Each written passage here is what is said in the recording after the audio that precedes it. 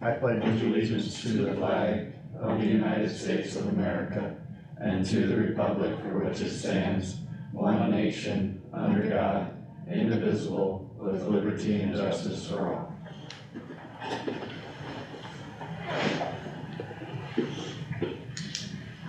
I see no public discussion. Do I have a motion to approve the agenda and minutes dated October 10th?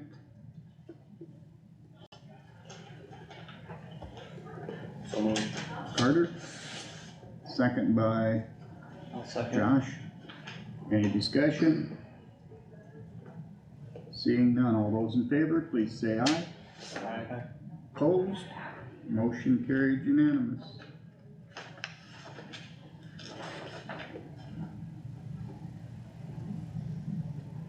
Good morning, Pam. Everybody has had a chance, I see, to look at the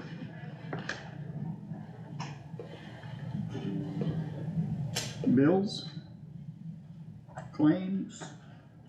Jack still has the credit cards. Cards. There's the Thank you. But even as cards, they're still in our packet too, aren't they? Yeah. Correct. Do we need to hand that Yeah. out first?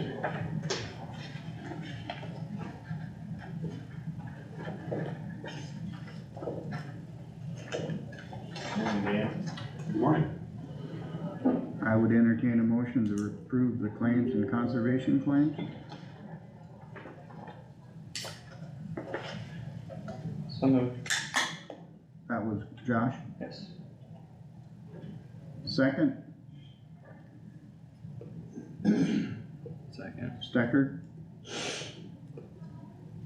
Any discussion on the motion? Seeing none, all those in favor of the motion, please say aye. Aye. Opposed? Motion carried unanimous.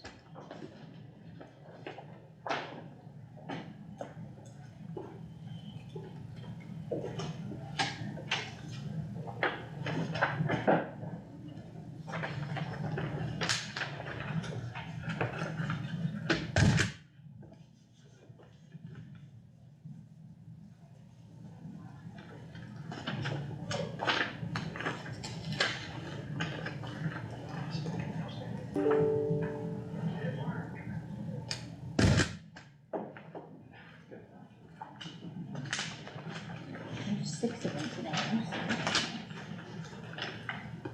Got quite a few. You just want the preferences. It's no wonder people complain that we spend too much money. My signature's gonna look a little funny today. Oh, what happened? You think Hey. so? Carpal tunnel surgery last week. Oh. Yeah. So I'm still recovering. How is it feeling? Pretty sore still? Yeah, it's a bit sore. It's actually more sore around the incision than Yeah. anything, so Oh, gripping stuff hasn't been the easiest. no, I bet not. You're kinda young for that. Yeah. Just gives you practice. Actually, 4 times. 4 times you've had surgery? For carpal tunnel? This is not gonna be good. It didn't work? tunnel and crush injury. Oh, ow. That sounds terrible. I've had issues with it for quite some time. They think that it's linked back to Afghanistan when I was carrying my rifle in such a Oh, sure. odd There's all position. the receipts under there. Oh, is there? Yeah. I moved the thing so we could actually sign it. We still gotta fix that, putting the paper clip where we sign. I think that's, I'll remind Brittany. no, I think it's just on purpose, I don't know. Probably. Who, done your surgery? Huff over Spencer. So I gotta get it done with my right hand too. I got a couple fingers that are numb all the time. Constantly numb.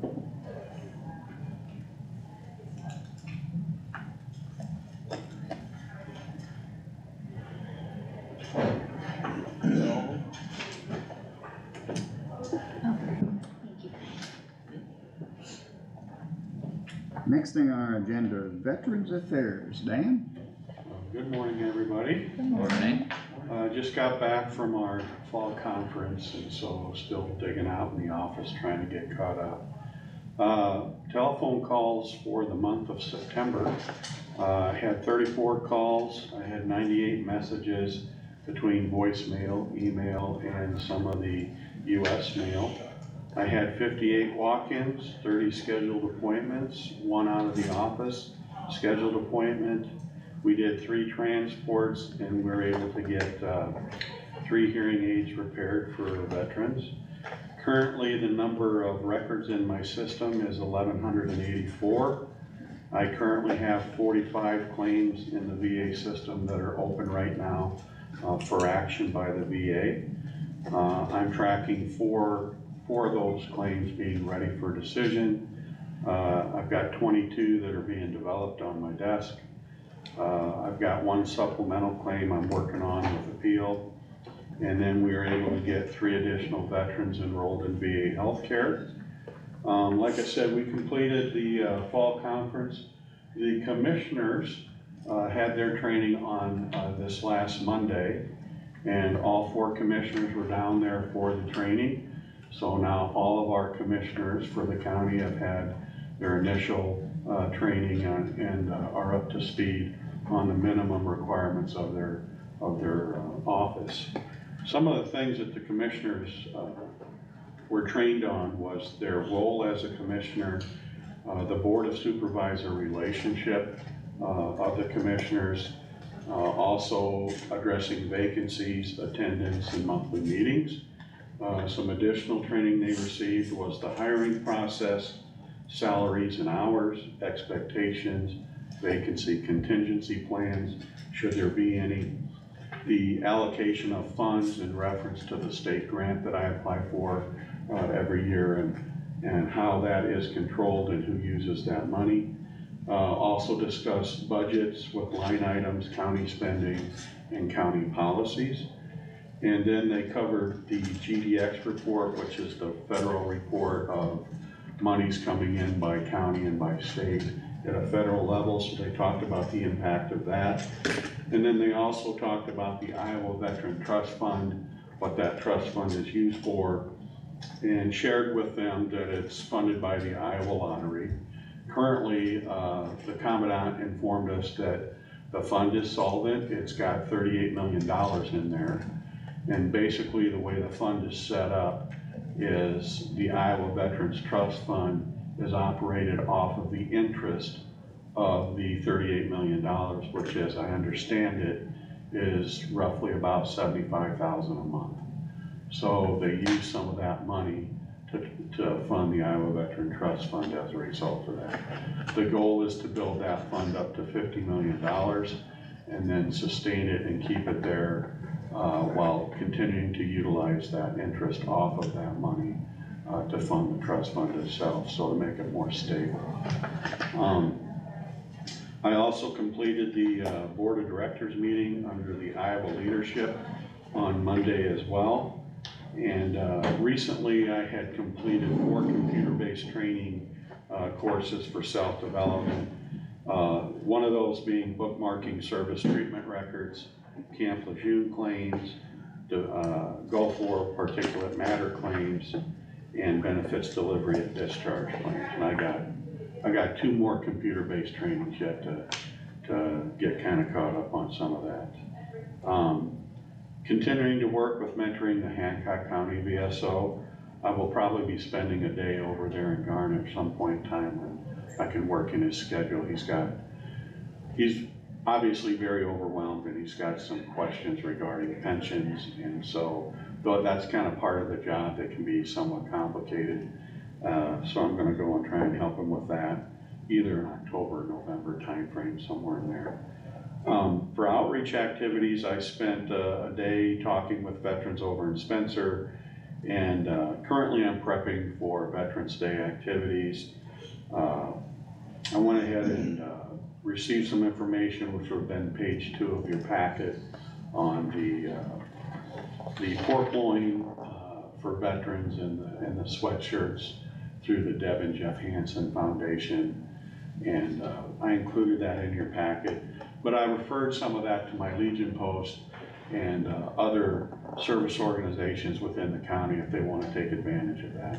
Basically, they're offering a day. You get registered with them, you tell them how many pork loins and sweatshirts you need. They set you up and you send somebody down to get them and then provide that to veterans. So that's another thing we're working on presently. This cycle we had, the state association had voted in new leadership. It was that time to go ahead and do the election portions. So we have a new president from Cedar County, Patty Hammond, and we have a new first vice, Jenny Olson from Iowa County, and a second vice education chair, Jim Jones from Plymouth County. So those are the ones that will be our leadership team. So I'm working with them just on the training side of the house. Because of the recent changes, the Iowa Department of Veterans Affairs is responsible for our training as opposed to the State Association for County Veteran Service Officers. That being said, we're trying to identify the marriage between the two organizations as to what does the State Association do in support of the Iowa Veterans Affairs organization and running and managing that training. So they're still working on some of that. Continuing to focus on VA healthcare. So far through the end of September, I was able to get 19 veterans enrolled in healthcare. I do have a veteran coming in today at 9:30. We're looking to do the same thing for that veteran as well. I'm still working with the veteran on trying to get his shower updated. Part of that was he had to provide a plan to cover any cost of the difference between the Home Structured Improvement Grant and the Iowa Veteran Trust Fund together. There was still about $6K left over because of the estimates. And so the trust fund folks want to know, okay, what's your plan to make up that difference? And he has not gotten back to me. So I suspect, since the commission only meets once a month and usually it's the first Thursday, that his application is tabled until we get an answer back on that. So I need to follow up on that. VetPro has, the software program that I use has implemented a new upgrade to the program. Some of that includes, again, some of the recommendations that I've called to their attention, and in particular, ad hoc capability with report features. So what that means is I can go in and say, okay, I want to report, I need to know how many veterans in my database are completely deceased, meaning no further actions other than just accounting. And I was able to build that report with what is called structured query language. You pick the portions of the report that you want to gain visibility on, and then it creates the report for you in a spreadsheet format. So with what I've been able to develop thus far in terms of different reports, veterans by service era, veterans that are 100%, veterans that are no longer with us to include their spouse, I initially came up with 442 records right now is what I'm showing as the veteran and or their spouse are both deceased. There are no minor children. So it's just for the purposes of accountability and keeping track of that information. And that was a due out that I owed you guys here some time back. I'm going to continue to refine and work those because I haven't sorted out all the bugs on that ad hoc stuff yet. Still working on developing the quarterly report. My commission meets this Thursday, so I'm going to present that to them, get the signatures, and I'll get that to you Friday. I'm also looking for their feedback from the training, what they liked about it, what they didn't like, what they would like to see improved. I attended the training, but only as a facilitator to help in the background with presentations and mics and computers and feed plan and all that kind of stuff. So, but they had about 199 commissioners for the state there. And so it was a packed house on Monday with all the commissioners. Great support. Subject to your questions, that's really all I've got at this point.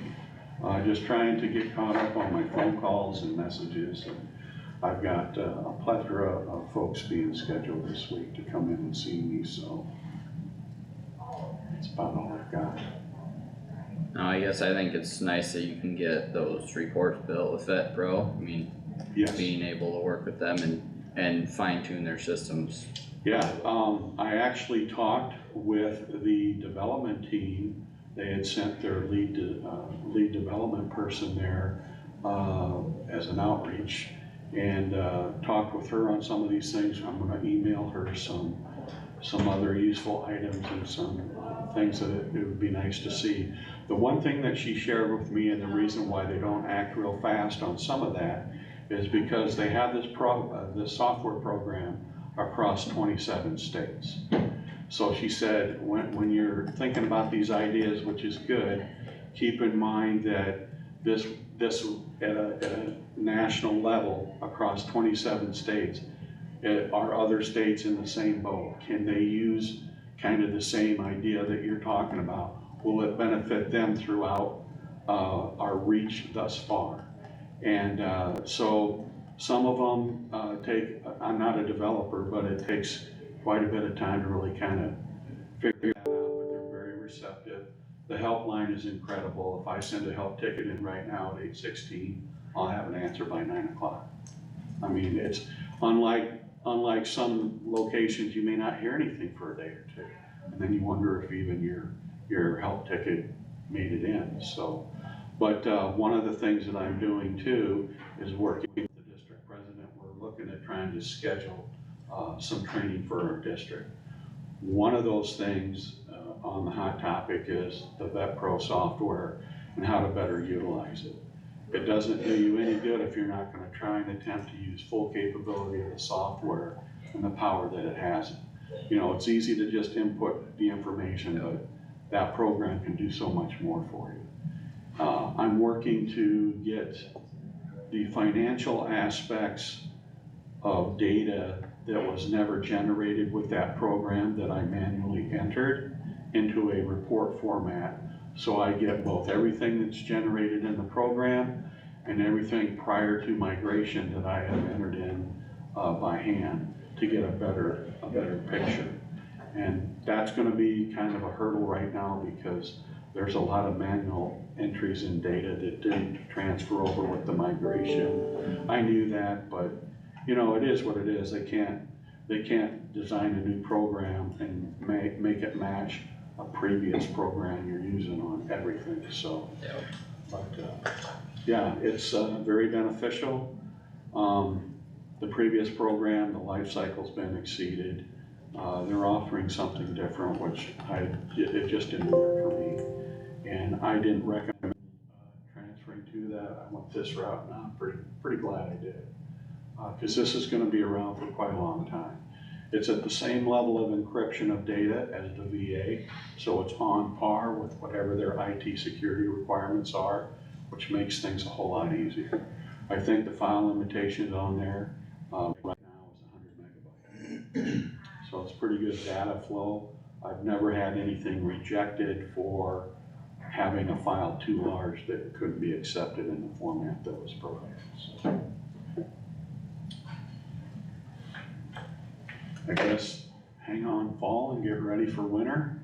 Sure feels that way this morning anyway. It's pretty brisk, but I wanna try and get at least a couple more rides on the motorcycle before I gotta put it away.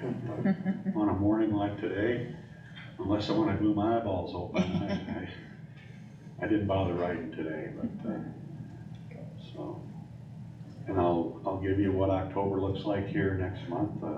Numbers are stacking up pretty good, so we'll see how that goes. Okay. Thanks, Dan. Unless All right, there's more thank you. questions? Good. Next thing on our agenda is a bulletproof resistant glass for district court counter. And your name's on it, Tammy? Yeah, I think there's a bid in your packet. Ron and Will couldn't be here today. They only received one bid back, from American Glass Company. And, just so you know, the glass is at least 11 weeks out, so. It is what? 11 weeks out, so before they could get it, so. They checked with multiple places. I know they checked with, Algona Glass, so yes.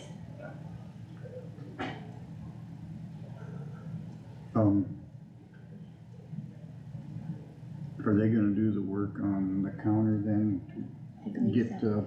Yep, That's what, Yep, it whatever you does wanna say- call dips in it? yeah, it does say installed and it does say,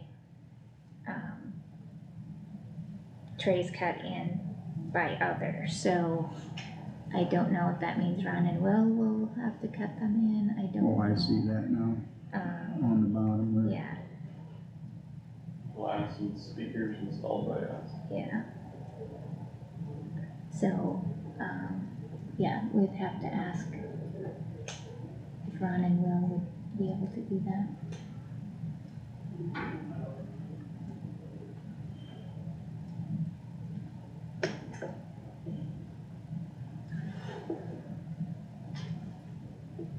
Any questions? There's going to be speaker holes cut in the glass, or what is it? Yep. That's how they have it over at the sheriff's office in that window, they have that speaker hole. Okay, Yeah, I mean, just like drive-throughs and banks or whatever, you gotta have some sort of speaker system. Or communication won't work. Should be the same as they got at the sheriff's office. Yep. Yeah.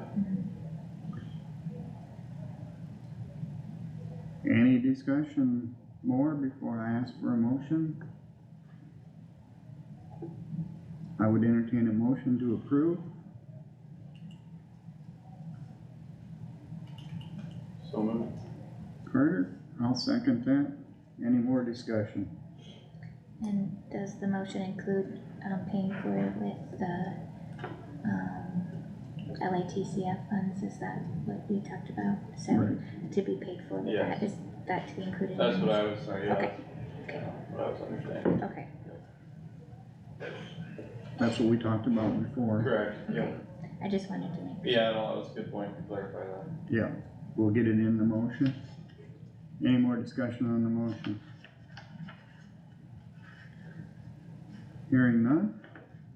All those in favor, would you please say aye? I, Opposed? Motion carried unanimous.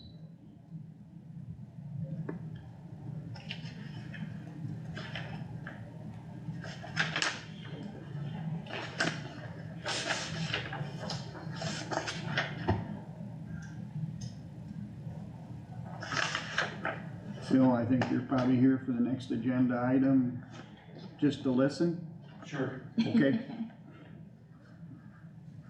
Approved resolution for the inter-fund loan payback to general basic from EMS. so our taxes have come in now, so, we can pay back the $300,000 internal loan, or interfund loan that was made from general basic to EMS, back to general basic, to solidify that, put us back to even. What did we receive for taxes, or do you know where the account's sitting? Yeah, I looked at it earlier, what did I tell you what it was at, 700 and some? So my concern is, I would rather wait till March to pay it back or April, because, you know, we don't get our second round of tax dollars until April, which is 3/4 of the year. You know, 75% of the year is over by the time we get to the second half. So I'm concerned, you know, in January, February, March, as we incur expenses, if we'll have enough revenue sitting there before we get the second round of money in. I've been watching our budget very closely and been staying under budget by quite a ways every month to try to make sure we build a cash balance going forward, but I don't know what's gonna happen between now and April when we receive the next batch of money.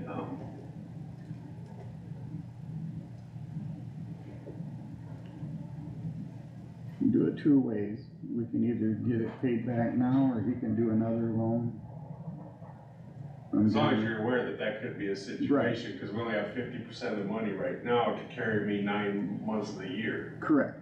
Or we could do. And we don't have all of our, and we're behind on revenue because we knew we was gonna have that lag the first 3 months. You know, we may be okay, I don't know.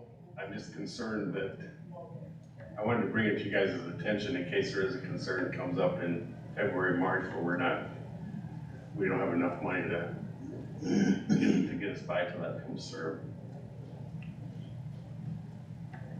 We could do it that way, or we could do an internal loan in February and March to tide I'm you fine over. either way, I just wanted to, Yeah, I mean, it's Dude. kind of how all government works, I mean, we don't have all of our revenue till the second half, so, Right. I mean, that's how we all work is. I- It'd be good to pay back the loan I and revisit it if needed in the future. think that is the appropriate way to do it. My only concern with waiting is then it looks like there's more money in that account than there actually is, because $300,000 of it is owed back to the general basic. So if you look at his budget now, he has a larger amount than what he actually has, because $300,000 of it is owed somewhere else. Do you know what that dollar figure is? I'm trying to get into solutions here, but it's not letting me. So I do not know, the software is not letting me get in. But I did look it up, and I think, Phil, off the top of your head, do you know what your total? I thought it was around 600. I was thinking 700 and some, It could but, be. but. Usually you get a little more than half on the first Yeah. tranche. Yeah, So, I know, we don't have, there's no call revenue in those numbers yet, the call revenue is still in my account, plus what's at the two cities, so. That's gotta be put in there yet too, so, I mean, as of today, right now, we're sitting ahead of where we should be, I mean, we're sitting very well. I'm just concerned with that 9-month time lapse that, You have no problem with having another internal loan? I just wanted to bring that to you guys' attention, so you knew that, Just to- hopefully it doesn't happen, but it's a possibility. just a reminder though, that's how his budget is always gonna be. Mm-hmm. eventually, Well, I my mean, goal it is by should the end of be, this fiscal year, I do not plan to spend 100% of my budget by any means at all, and have that, A little fund bit of balance to cushion. start the year next year. Now, will we have, the first year, will we have enough to start? I mean, it's, Hopefully, but we may be a little short, we won't be the 300,000, obviously, that it was this year. It might. it's kinda like the mental health stuff with Yep. carryover, I mean, you have to have a certain amount of money to get between your points in the year. Yeah.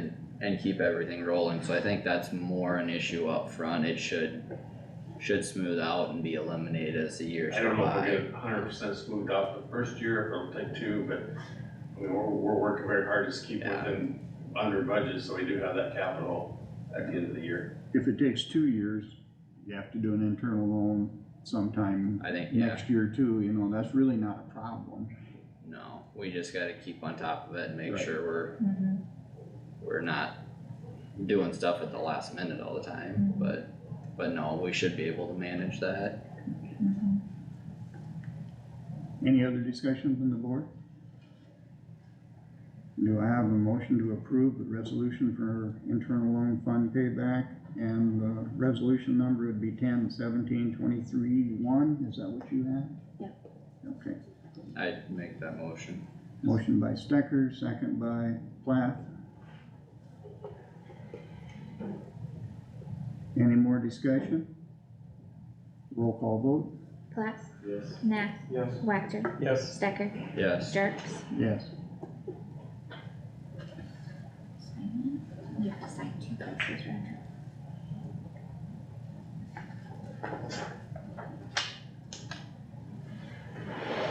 Thank you. Thanks, Phil. Thanks, Phil. you signed on the wrong side. Oh. I'm used to signing on that side, Yeah, that's where his signature is for the rest of my stuff. Here, I'm too used to it. Have some white out if you want it, Kyle. I scratched it out. Okay. We'll wait it out after this. Yeah, you can. Just so that everyone else knows to sign on the left. Yeah.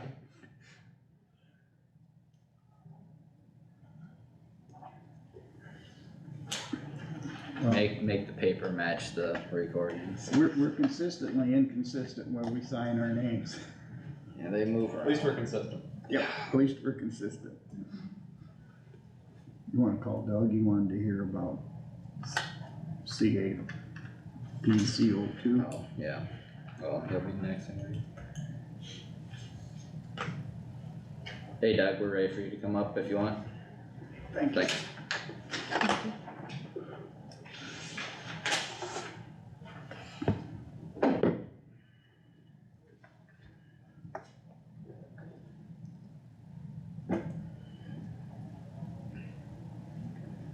Carter, you're on deck. What do you mean? Oh, with my name on it. It's your name on it. It's your problem, You're Carter. the star of the show. Okay, Oh, let Doug come up, he wanted to Yeah. listen to no, it. that's fine. It's kinda in his realm.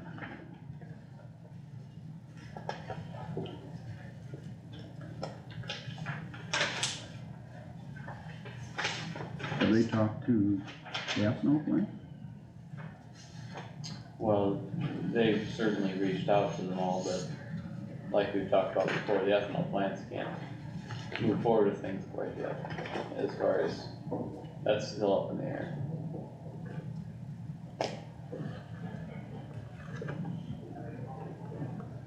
I don't know why this isn't working.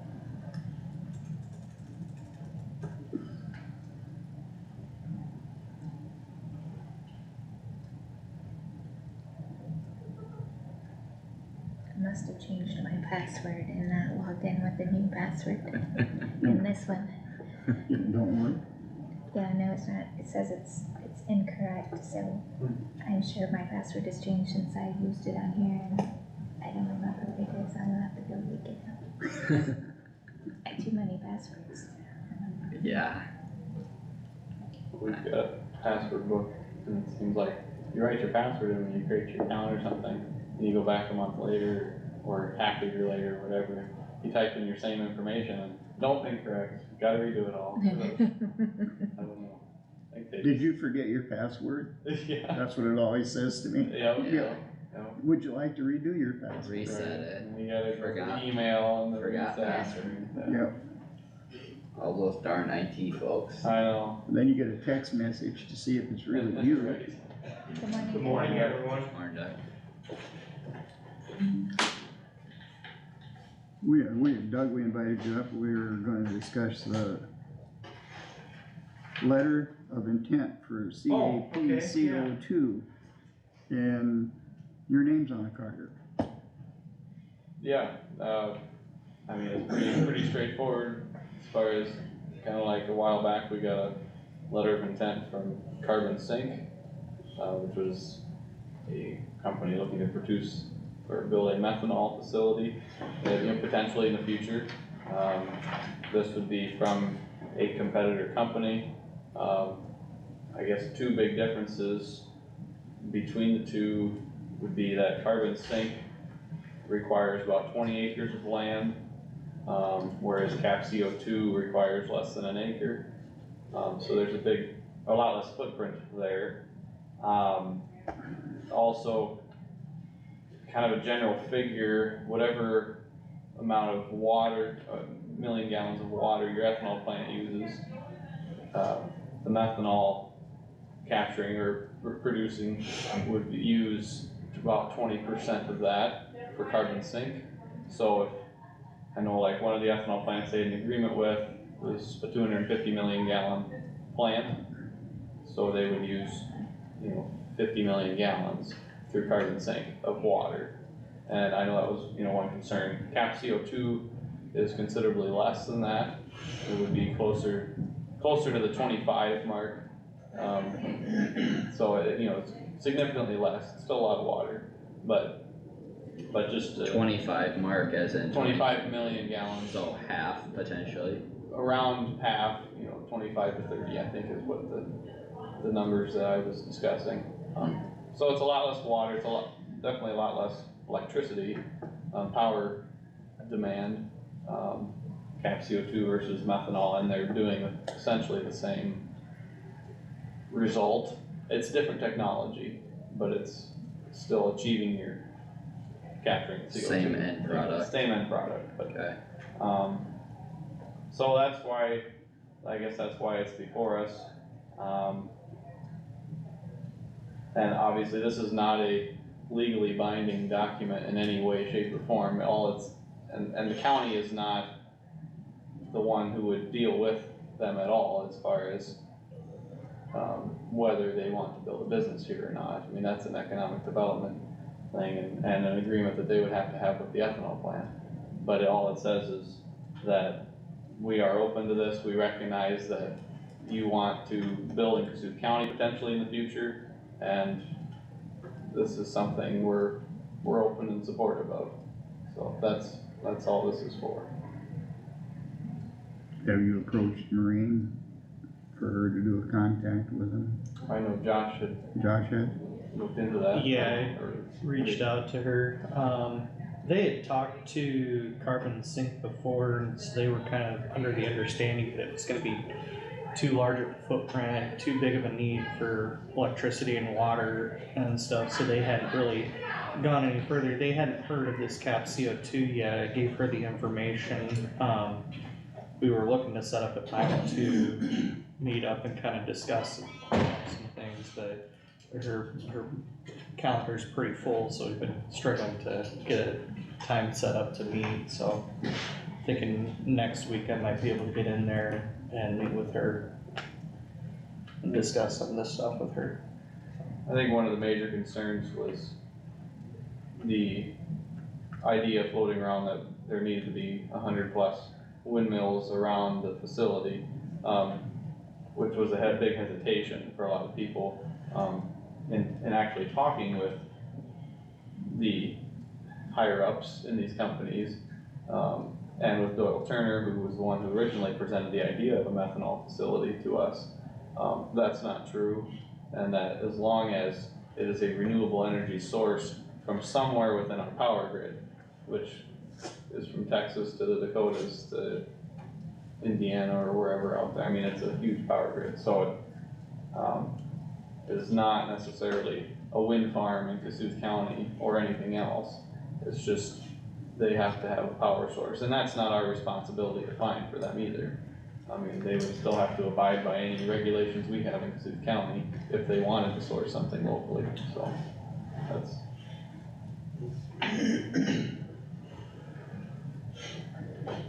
But one of the, in our intervention at the IUB, one of our arguments that is being made statewide is in the state code, that for eminent domain, it must be both convenient and necessary. And I guess being that we've been approached by 2 companies, that's one of the arguments, that it's not a necessary, but as far as the carbon dioxide pipeline, sequestration pipeline, that this is an alternative. So there's that too. Any other questions?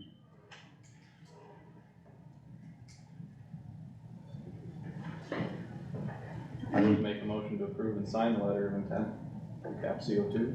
Letter of interest. Letter of interest, excuse me. Yep, I'd second that. Is it a letter of Yeah. interest? Letter of interest, Yep, oh yeah, I was gonna ask that too. yep. Okay, thank you.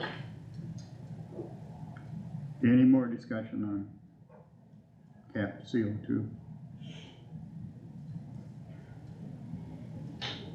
Seeing none, all those in favor of signing a letter of Did somebody intent? second it? I missed Yeah, that. I did. Okay, sorry, Second. thank you.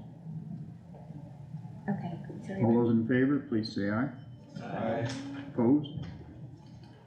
Motion carried.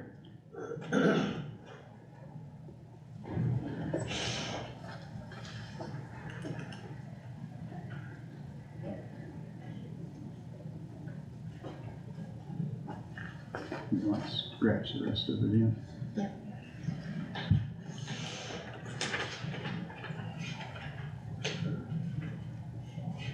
Next on our agenda.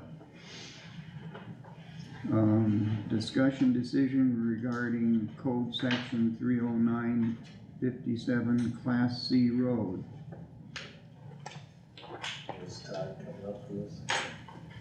I can call down. I talked to him briefly about it, but I didn't specifically ask if he's what. 141.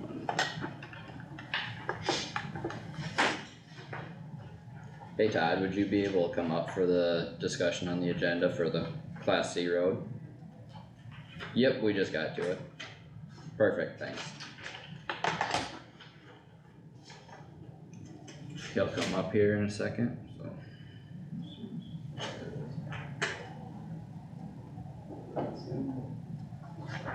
Yeah, that's 309.57. Yep.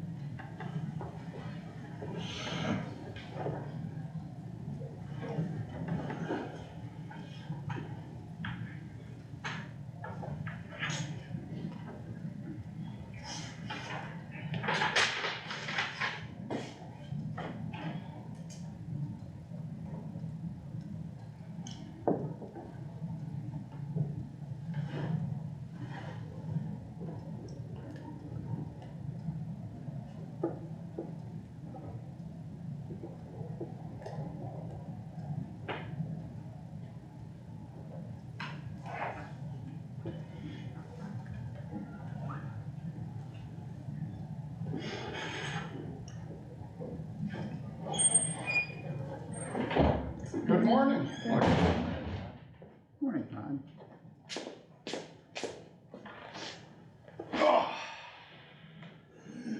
Sun is shining. But it's still cold. It's fall. The grass is still green though. It is. Yeah. Probably won't be for long. No. When it gets chilly like this, it's nice that the bugs aren't as active. I agree. Those box elders drive me nuts. Yeah, they're out in force. Yeah. So we are going to discuss code section 309.57 Class C road. Last time that we had this on the agenda, we basically did nothing. We are at the same point now where we have to make a decision. Or why is this on the agenda? Well, Nick Miller came in last week and said he talked to somebody from the state, which was in opposition to what you told us. And so, Certainly it is, but I don't think that applies. My view on it is you're looking at a situation where if that road went straight through, no problem, you made it a level C, someone drives off the edge, as long as we maintained it at the level of a Class C, whatever that may be, I don't know, we're fine. The problem is, when you have a private citizen putting a bridge on public ground, we're not maintaining that bridge. How does that apply? How does that fit into here? Because the county's absolved of liability if the road has been maintained at the level required for road classified as area C or B or C. That's my problem with it. I don't know that there's anywhere in the state that that's happened, so I don't know who we contacted in the state to say they disagree with that. Maybe I'm wrong, maybe I'm being overly cautious, but in what situation would we allow someone to build on county property? That's my problem. Can I add one thing? Yeah. He plans on using the piling that the county had put in for the previous bridge. But that's, yeah. So that adds, to me then, I mean, here's your bridge builder. I don't know much about bridges. are those piling good enough to build a bridge on? it depends. You know, there's a good lawyer answer right there. It depends, Doug. You know, that's my problem. You know, okay, so 20 years down the road when we're not here, well, some of you probably will still be here, but I won't be. And we want to do something with that road, and here's a private bridge on it. What do we do? Is that our bridge? And if it's our bridge, then how much responsibility do we have for that? Do we enter into an agreement that we can remove that he's responsible for it? Fine. Does that absolve us from liability? I don't think so. At least I can make an argument for the other side if someone falls. And this is on public land, so conceivably the neighbor has up into the center line, right? What if, worst case scenario, what if he's under the bridge and it falls on him? Okay, Cause he has a right to be on that, he's the adjacent landowner. Now, granted, that's very unlikely, but my point is that I couldn't think of, and you guys might, but Kyle would come down and share this code section, which I had already had and looked at, and that was part of my analysis. But, maybe you can share with me some other time that we've allowed a private person or company, not the county, to build on our land. I use the drainage, we permits to cross, but do we allow them to build those wind generators on the drainage tile? I don't know. I mean, it's just so foreign to me thinking about this. I can't think of any other time that we do that. And certainly, if we're just gonna narrow it down to roads, I don't think we allow them to cross with utilities. For the and that type of drainage, thing. for the drainage side of things, we allow private crossings, they just have to be engineered to handle the water capacity of the facility. So I But- mean, and then it's private expenses, but the water capacity is, I think, the only restriction, which a bridge would have None. unlimited capacity Right. that way. And so, I mean, I'm just looking at it from the standpoint, here we have a structure above ground that, I don't know, it's, to me, it just smells of potential problems. And that's my concern. Yeah. Can I say that anything is ever gonna happen? No. I mean, in the likelihood, it probably is not. And the reason that you have me up here is to think what ifs, and, and that's what I'm sharing with you. But I'm concerned about it, cause it seems to me that we have, an very uncommon situation where we're allowing something that's within our domain for our roads, bridges, to, be constructed by a private person on our property. That's my concern.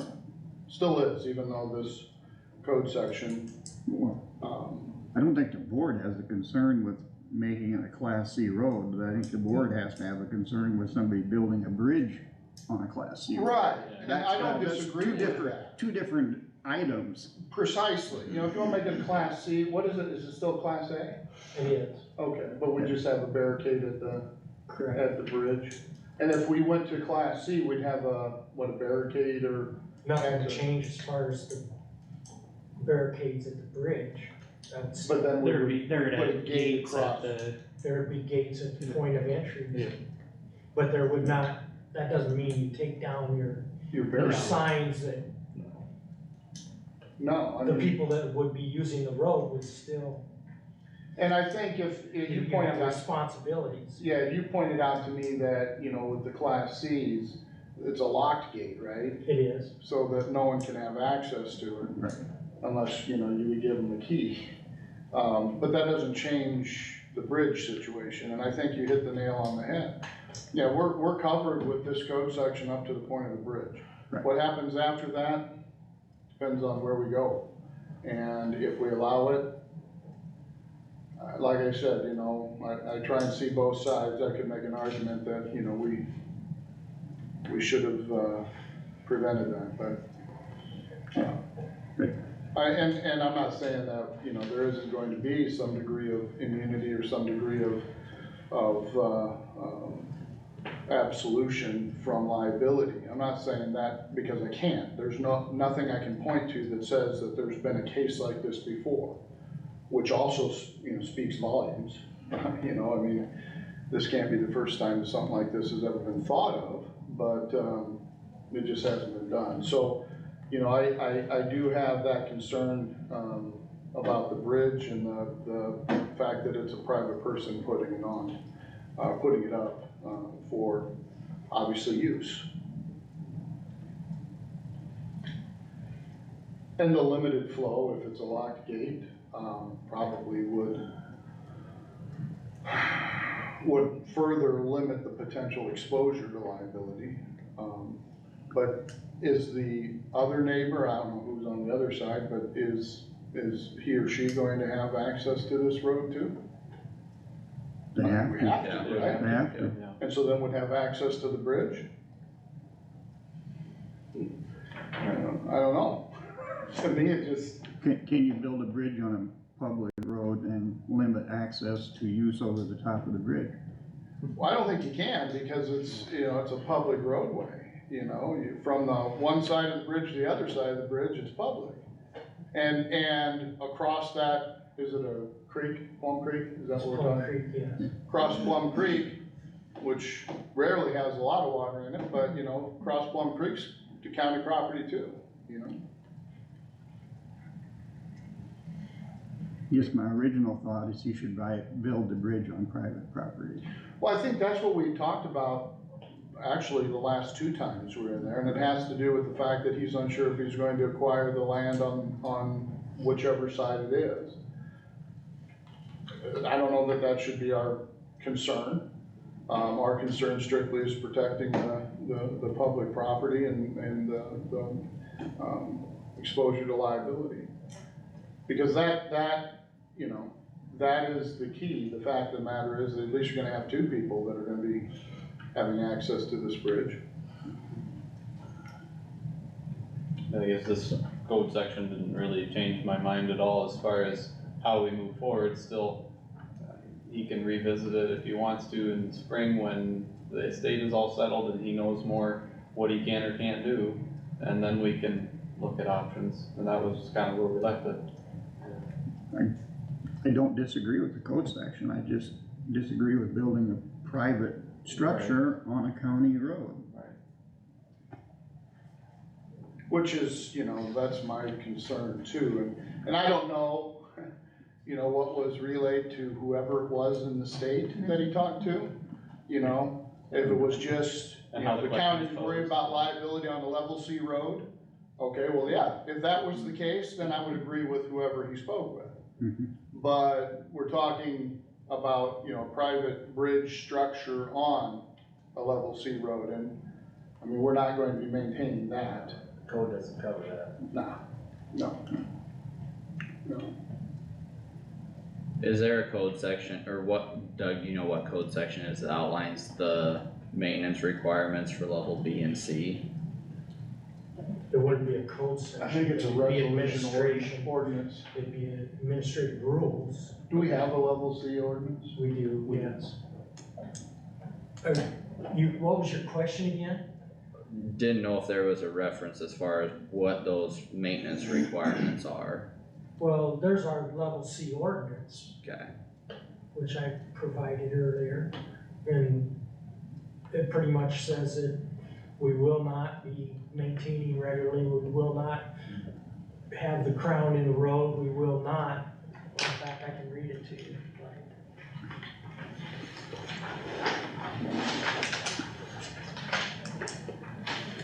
Maintenance policy. Only the minimum effort, expense, and attention will be provided to keep area services and C roads open to traffic. Bridges may not be maintained to carry legal loads, but will be posted as appropriate to advise of any load limitations. For the various maintenance activities, the minimum maintenance on a level C road will be as follows. Blading. Blading or dragging will not be performed on a regular basis. Snow and ice removal. Snow and ice will not be removed, nor will the road surface be sanded or salted. Signing, except for load limit posting for bridges, signing shall not be continued or provided. All area service level C roads shall be identified with a sign at all points of access to warn the public of the lower level of maintenance. Weeds, brush, and trees. Mowing or spraying weeds, cutting brush or tree removal will not be performed on a regular basis. Adequate sight distances may not be maintained. Structures, bridges, and culverts may not be maintained to carry legal loads. Upon failure or loss, the replacement structure will be appropriate for the traffic thereon. Road surfacing materials will not be applied to area service system C roads. Shoulders will not be maintained. A crown of the road will not be maintained. repairs. There will be no road repair on a regular basis. Uniform width for the travel portion of the road will not be maintained. Regular inspections will not be conducted. So that's the maintenance policy, section 9 of the ordinance.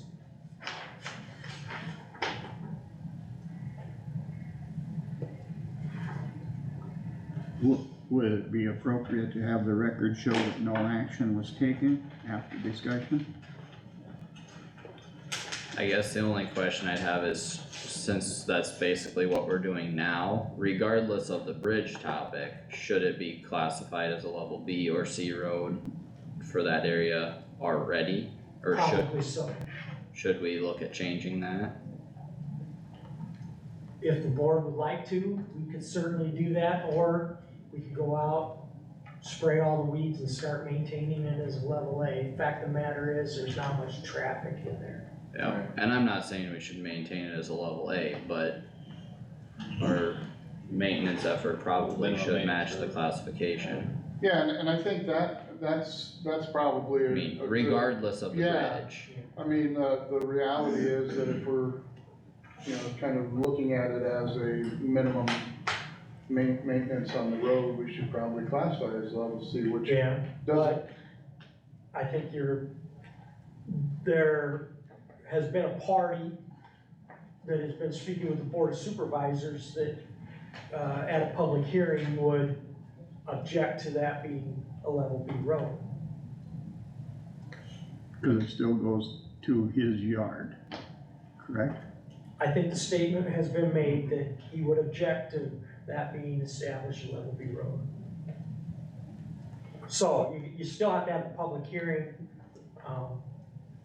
The board has to go through their process to establish it either as a level B or a level C. If the board would like to do that, we certainly can. Can you do the north half up to the Plum Creek as a level B and keep the south half as a maintained road? I mean, we have a lot of level B roads, that are not from where you access a road at another road. You may go up to a building site. North of the building site would be level B road to whatever another road intersection. Right. We have instances of that. Yeah, you wanna keep it level A up to his Right. right way, and then Right. Yeah. everything north of that, level C. Yeah, Correct, Or a you can level do whatever. B or C. Yeah, right. yeah, In those instances, we advertised as if the whole mile of road is going to be level B. And once the final decision is made, the board acts through a resolution to make a described portion of the road that Sure. level of maintenance. well, I guess with that being said, I think we probably should look at adjusting the classification either way, regardless of the bridge. That could obviously be a further topic after ownership is sorted out, but I think we should have our classifications matching what we're actually doing. Somewhere in here it says you have to have a petition. I believe that, are you looking at the code? Yeah, I think that's if people want the level C to, be brought back to a level A. oh, okay. It requires a petition or a signed request from one person. Well, the first line here, I think what you're asking is, supervisors after consultation with the engineer for purposes of specifying levels of maintenance effort, maybe may classify the areas, so basically the board of supervisors with the engineer have the ability to classify it at a lower class Mm-hmm. without a petition.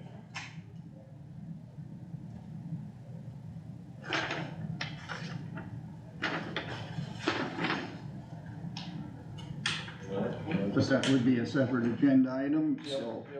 Might as well start the process then to. I mean, Change our the discussion, classification. yeah, our discussion today is with the code section for class Right. C roads. So I think we're done with that discussion today. And if somebody wants to make it a level B road, that would be at a future meeting. Correct? Yes.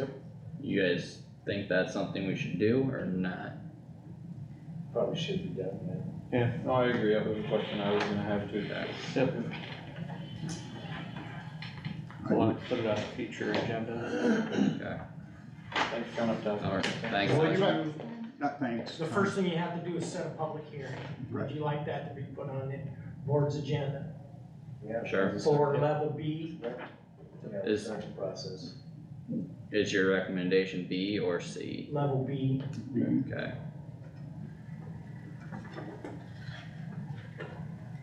I will have that on the agenda. Thanks, Todd, appreciate it. Next Tuesday, thank you, Todd.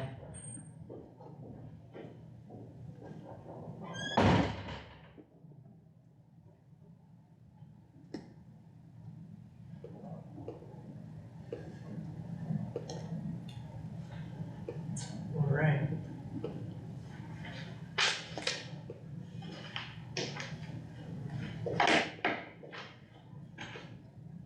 We are up to construction in the right of way. We have 3 requests. And they are in your folder.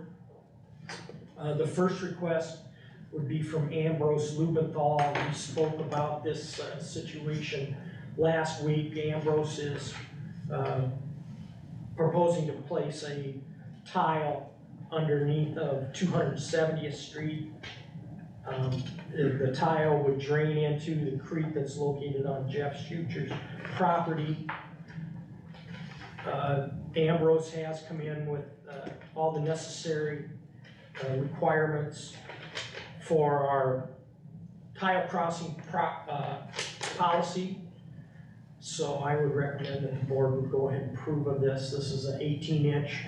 Actually, what would be going through the road is an 18-inch concrete pipe for them to hook their drainage structures through. I would entertain a motion to approve.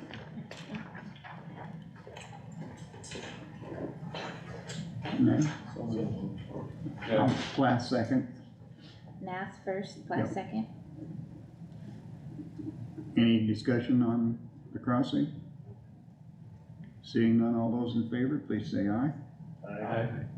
Opposed? Motion carried unanimous.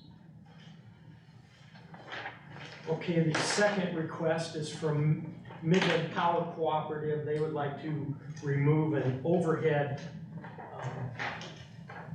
power going over 120th Street between sections 22 and 27 of Sherman Township. They'd like to bore underneath 120th Street, and I would recommend that the board would approve of this request as well. So moved. Motion by Nath, second by Plath. Was it Wactor? Josh. Oh, Josh. First. Okay. And who was the second? Carter. Okay. Okay, I'm looking at hands and talking at the same time. Any discussion on it? All those in favor, please say aye. Aye. Opposed? Motion carried unanimous.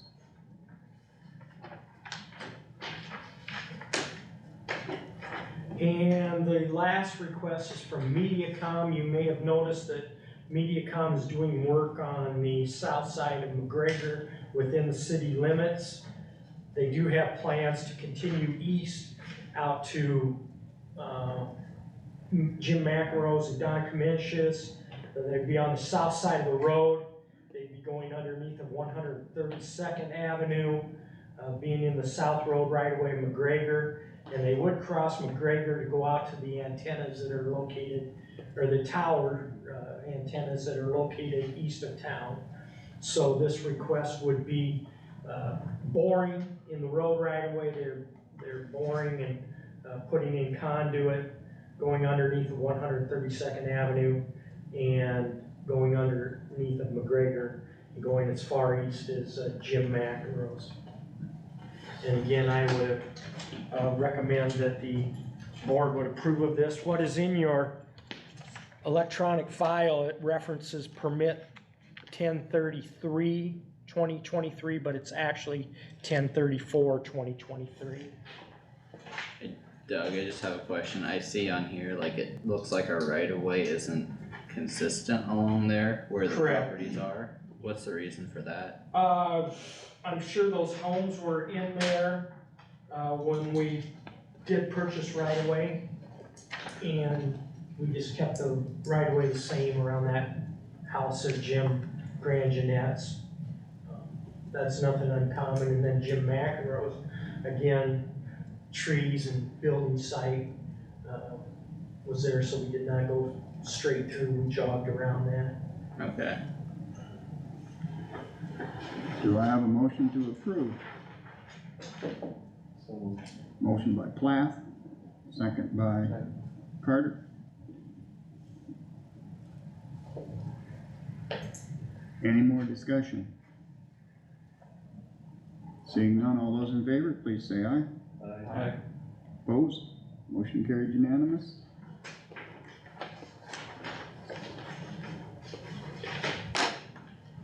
Get your signature.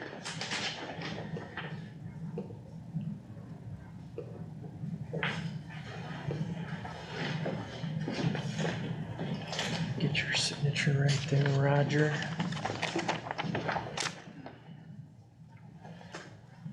Thank you.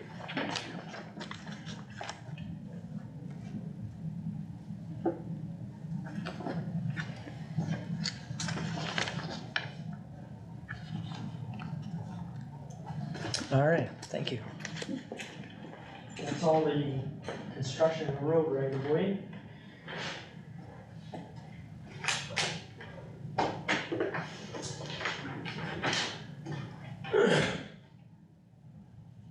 The bridge south of Titanca, they're getting ready to pour barrier rail on that. I think they're scheduled to do that tomorrow. Got an offer to an employee for the Ledyard position and an offer to a person for the Lakota position. So they verbally accepted, but we have not gotten their reply back in writing. So we sent the writing out. Again, signs are ordered for your direction on the on September 12th. We've not received those yet. I've been talking a little bit with Reading Gravel and Excavating. They have some gravel that they crushed and stockpiled down by Bradgate. I've been negotiating with them a little bit, but if I get a purchase price that I'm acceptable with, I'm gonna go ahead and purchase that. That will allow around West Bend some gravel down there. We used to get gravel from Bill Lindgren. We had a pit there that has been exhausted, so this would be another source there. So I'm doing some negotiation. If I get that taken care of, we'll let you know. Drainage district repair, Bill Marin was in this morning. Kyle, do you know of a drainage district repair that Zach Rubenthal would be doing on an open ditch? Yep. He wants material from us. Do you know what that number, I was gonna talk with Marge after the meeting and get that. It was the pipes and stuff that we talked with at the closing hearing for getting them taken care of here, so. is this a repair then? Yeah, Okay, so there will be a repair number. yep, As soon as you get that, if you could make sure Marge gets that to Lisa so we can, get that, cost back to the drainage district, I appreciate it. yep.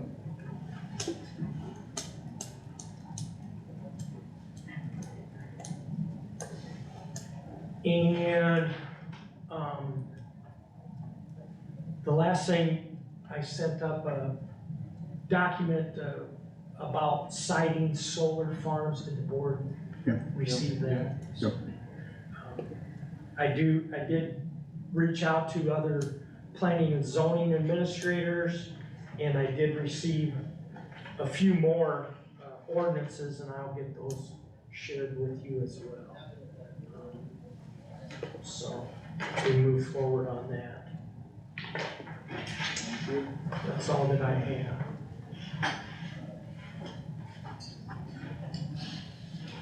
Thanks. Thanks, Doug. Anything else for Doug? If not, thank you, Doug. Thanks, Doug.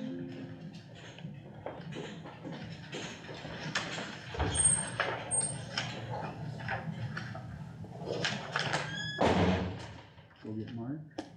I'll go get it. Oh, we fill my coffee at the same time.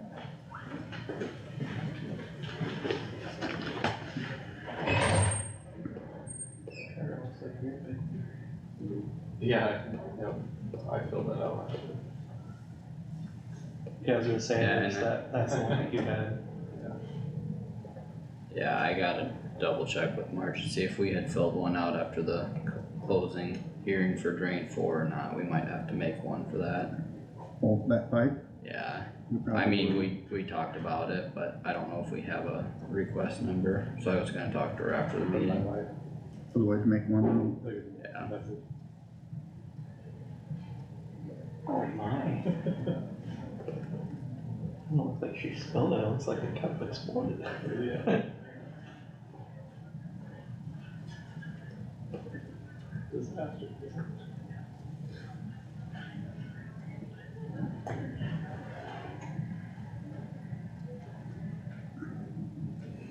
Oops. oops is right. Might be getting new curtains. Yeah, from the looks of that, you might be. Coffee stains and my white curtains very well. You need to tell her you're gonna report her for abuse of coffee. Circulation back in my legs again.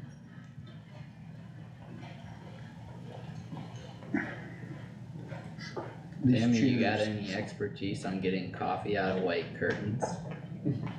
Oh. Carter could use some advice if, Soak it in cold water for a long time, right away. That will help take out a lot of it. And then, bleach, lots of bleach. Well, what happened? What color are the curtains? White, he White. said. Oh, they're white, oh, okay, yeah, bleach could help. Yeah, yeah. The best idea is don't do it in the first place. Not sure how it got all over like that. There's a story behind I'm it. sure I'll hear the story. yeah, Cat might have been involved maybe. Possible. never know. Is it a good story? I don't know, I just got a text, disaster, there's coffee all over the curtain. Tell her to soak it in cold water right away, that will help. I'll let the record show. In the minutes for official action today. Coffee, was thoroughly discussed and solutions were proposed. We have one drainage repair. Carter, I think it's yours. Yep. Number 84, we haven't got to 100 yet. And we're good with that. That's okay. We surpassed 100 a couple times here, so. Yeah.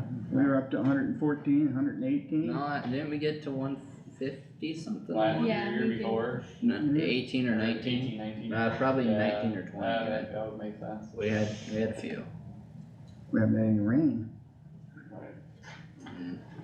Carter, Um, would you like to? Yep, we got number 84 for BAK 1, open ditch.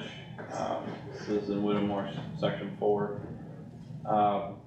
It's for around the Ladisaw Bridge, riprap underneath that we talked about. I filled this out last week as we talked about, but, yeah, I think one thing to think about, Kyle brought this up to me. You had a conversation with Yeah, so, What's his name, Leon? yesterday morning I got an email about some funding opportunities for hazard mitigation grants. And I don't know for sure if they'll apply yet, but I did contact Leon to do some research and see if any of that would apply for this ditch. He was going to look into it yesterday or today and see what he could get back to me on, so I will follow up with him after the meeting, but that there's possibility, but $800 million in grants you can apply for nationwide, sounds like a lot of money. for one specific program, there's Right. another one that's $1 billion. But Whether we wanna try and apply for that through the PAK one repairs or not, I don't know.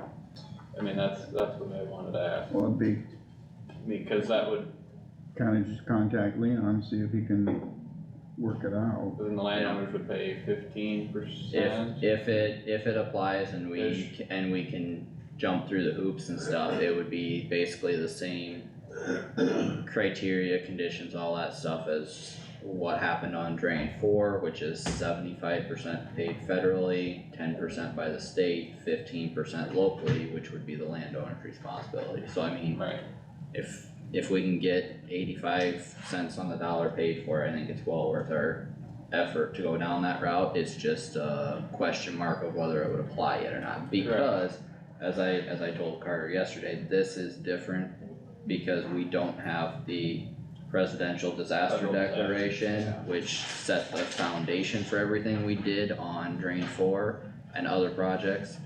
This is a different avenue. It could potentially be the same end result, but it's a very different avenue to get to that point, so something worth considering, I think. If it's eligible for that, I think we would be well worth it to go down that route, but And this gotta would be get. for all of PAK one and not just this one, no, we're not talking about just Just this. this Yeah, Okay. yeah, no, Okay. that'd be the project as a whole. Yeah, So, But I gotta get some answers back on that yet before I even know if it's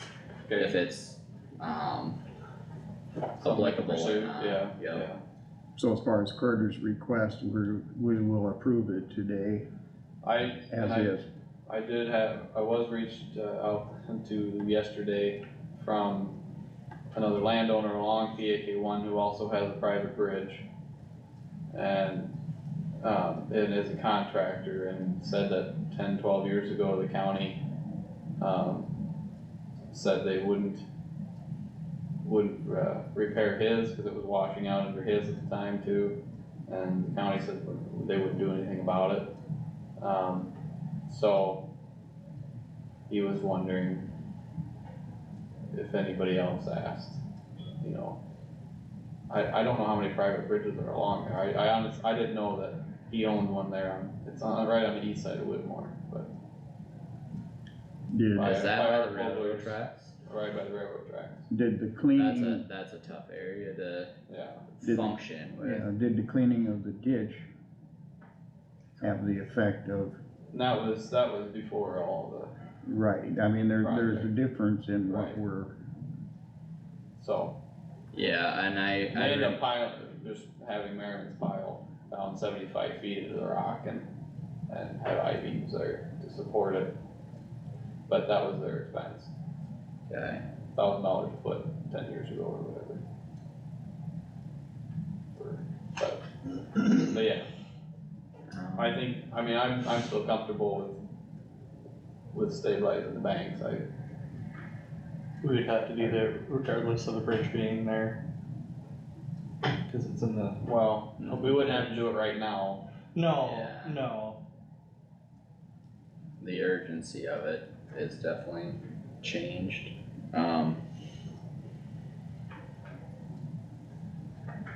So, Yeah, I would entertain a motion for supervisors to do their repair request. so Josh, I'll second. Stecker, any more discussion on them? Drainage repair? Seeing none, all those in favor, please say aye. Opposed? Motion carried unanimous.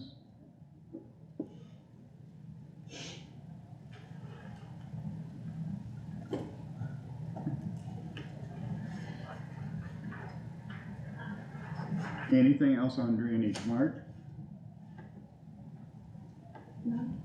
No? Anybody else have anything on drainage? If not, we are up to our time with our auditor. Thank you, Mark. I did hear back from Ron, him and Will are doing the cutouts for the pastors on the counter for the, clerk of court's office, so. That is taken care of already. Next Good. week, Oh, so now I can sign there too. Oh, okay.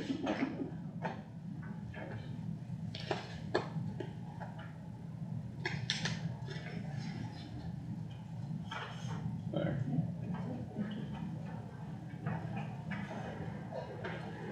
next week on the agenda, we have a years of service award. We have assignment of county held tax certificates on some parcel numbers. Approve an addendum to a warranty deed and authorize chairman to sign. I've talked to Todd about that. He's gonna come up and explain that in more detail next week. Quarterly reports, and then just our regular other stuff that's on the agenda. So that's next week. I know you guys all got an email. I just wanted to remind you and make sure that you saw it from Justin Stotts, from NIRAH, regarding the board vacancy. Wanted to make sure that you guys got it and saw it, and, either reach out to him or let me know, or, come up with somebody that can be on the board. So just a reminder of that. Absentee voting starts tomorrow in our office, and we'll go up to the day before the election. We have our public test this Friday, the 20th, at the election center.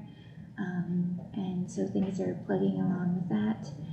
We're updating our safety or our security policy, so we have a lot going on in that. Well, I've asked Eric to add some additional cameras to the election center, one outside and an additional one, in there, just to make sure that we have plenty of security over there. I know they've started working on installing, I don't know if it's electrical or what it is they need to do on some of the doors to get ready for the, more secure entrances with our key fobs. So they've been starting that. Last I heard they were working over at the sheriff's office, so I know that will start. I don't think they've started anything upstairs on the 3rd floor because they have to wait for the new doors to come in. So once those are in, they'll start that. And I did talk to Brian Runneberg. He's gonna be the deputy assigned to security on the 3rd floor. And so we'll be able to meet and make sure we're all on the same page with what's happening up there too, so. And then I think that's all I have. See, the signs are up already on doors. Yeah. Yeah. Do not enter. The authorized personnel only, Yeah. yeah, so we have those up. Yeah, the more secure we can make it to protect everybody, the better we'll be. That's it. That's it? Jack, Board of Health tomorrow morning. The only thing we talked to them, asked Tammy about those flu shots this morning. I didn't know if everybody was able to open up that email. I couldn't get it open up and down, but November 2nd. If you haven't seen that, you signed up for your flu shots.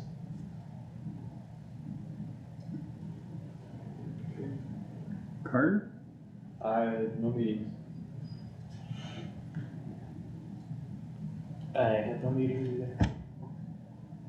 Stecker, Well, I had NACO, we got EMS working group under the Ag and Rural Affairs Committee yesterday. We had a electronic meeting for that, and one of the things that was discussed was the Siren Act, our grant program federally.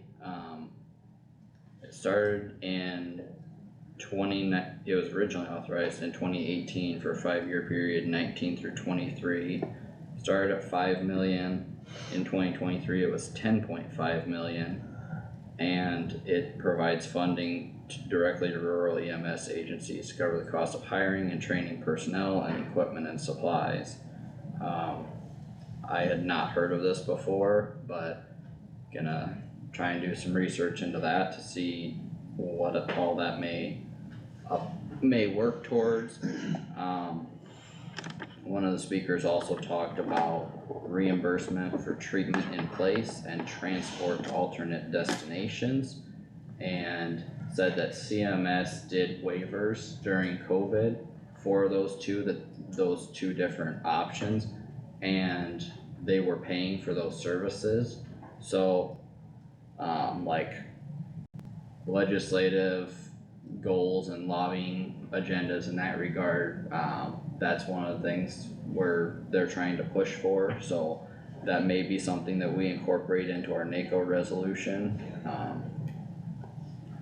but it was good meeting, learned some stuff there, and guess we'll see where we can come out on it at the end. That's probably the highlight for me, I guess. I had no board meetings last week.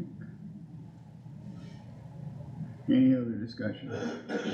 Anything come for the good of Kossuth County? If not, I would entertain a motion to adjourn. So moved. Carter, That was Josh. Josh, I'll say. all those in favor, please say aye. Aye. Opposed? We're adjourned.